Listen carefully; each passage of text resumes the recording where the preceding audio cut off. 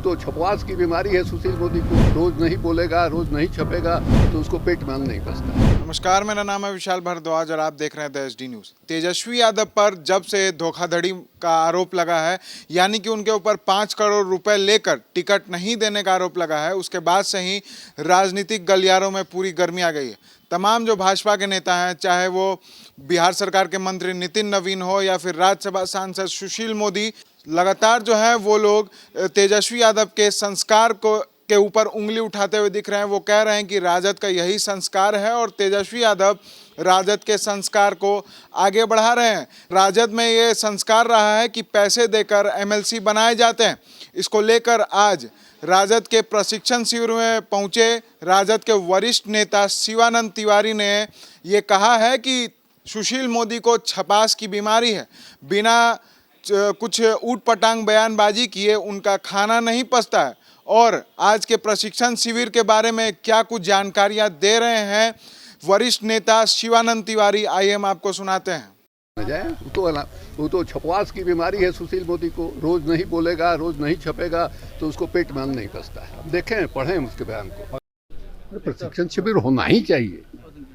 हम लोग जिस जमाने के आदमी हैं, हम भी युवा छात्र राजनीति से ही राजनीति में आए, और जब हम लोग 24-25 वर्ष के उम्र के थे तो प्रशिक्षण का दौर चलता था समाजवादी आंदोलन में। हमको ऐसा लगता है कि प्रशिक्षण का दौर जो है कम हो गया है, उसके चलते राजनीति को बहुत नुकसान हो रहा है। हमको जानना चाहिए, नौजवान लड़के हैं जो नए नए राजनीति में आए हैं, देश की समस्या क्या है, उसका समाधान क्या है। बेरोजगारी की बात हम लोग करते हैं, किसानों की बात करते हैं, या लोकतंत्र संविधान पर खतरे की बात करते हैं। खतरा क्या है, उसका नतीजा जो है क्या निकलेगा, इस बात को समझना और लोगों के बीच में इस बात को लेकर जाना, ये बहुत ही महत्वपूर्ण चीज़ है। अब हमको अतीत के बारे में जानकारी नहीं है। कोई भी समस्या जिसको हम आज देख रहे हैं वो अचानक आज पैदा नहीं हुई है। इसका जड़ कहीं ना कहीं अतीत में जो हमसे गलतियां हुई हैं, अतीत में जो नीति बनी है उसके चलते।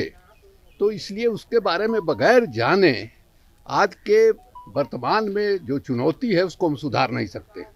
इसके लिए राष्ट्रीय जनता दल ने तय किया कि प्रशिक्षण शिविर जो है आवश्यक है। हमारे जो साथी हैं, जिला में काम करते हैं, प्रखंड में काम करते हैं, उनको इन सब चीज़ों के बारे में जानकारी होनी चाहिए ताकि जनता के बीच में कायदे से बात को रख सके। इसीलिए इस प्रशिक्षण शिविर का आयोजन किया गया। सर, प्रशिक्षण ना होने का खामियाजा राजद को भुगतना पड़ा है सरकार में। भाई, पूरी राजनीति है भाई। आप लोग ऐसा एक चीज़ क्यों पकड़ते हैं? बात कहाँ हो रही है और कहाँ लेके आप जाना चाहते हैं इसको? पूरी राजनीति में ये संकट है। उसको हम लोगों ने महसूस किया, और उस महसूस करने के बाद इसके पहले राजगीर में भी शिविर लगा था हमारा राष्ट्रीय जनता दल का। लालू जी मौजूद थे उस शिविर में। 2 दिन 3 दिन का शिविर चला।